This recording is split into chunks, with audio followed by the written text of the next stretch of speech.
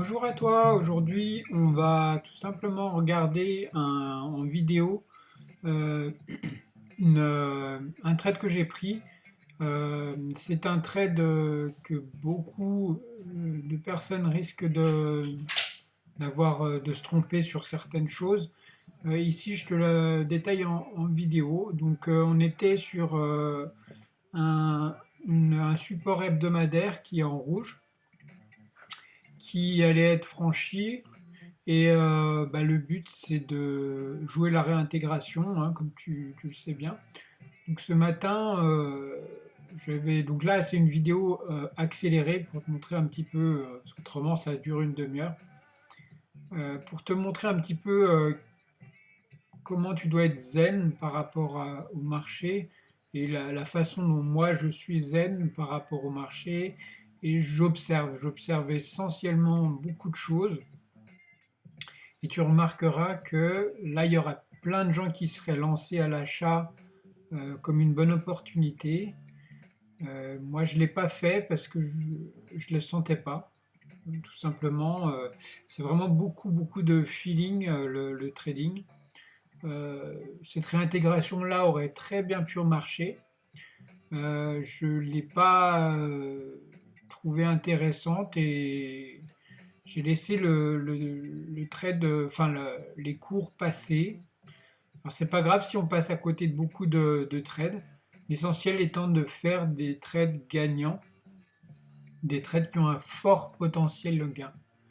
Euh, là, arrivé à ce stade, on se dit bon ben j'ai loupé mon trade. Beaucoup de personnes se reposent la question de est-ce qu'il faut quand même prendre le trade.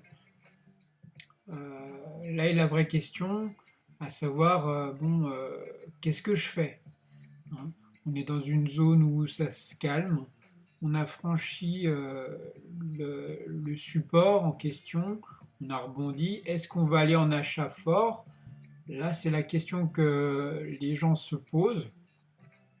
Donc, tu vas voir une série de petites bougies, hein, en une minute.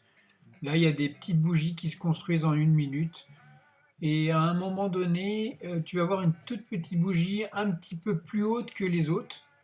Et là, beaucoup de monde serait parti là-dessus en achat, en se disant c'est bon, ça va monter jusqu'aux 13 200 que tu vois en marron.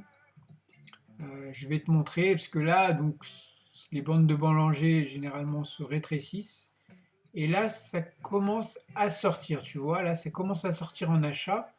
Alors là, plein de gens se seraient mis en achat, hein, en se disant ça casse par le haut. Que nenni, moi je fais rien du tout, parce que bah, qu'est-ce que tu vois? Ça replonge en vente.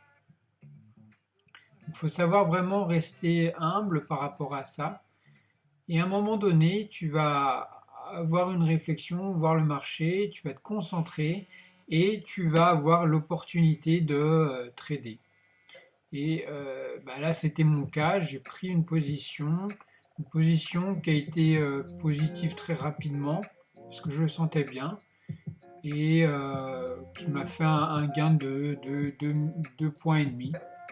Voilà, tout simplement en jouant la réintégration du niveau Alors c'était un niveau hebdomadaire, hein, à ne pas oublier. C'est pas un petit niveau, c'est un niveau clé, un point bas dans la journée. Euh, alors voilà, j'ai pris 2 points et demi. Je voulais vous partager ça. C'est ma façon de scalper et je vous dis à très vite.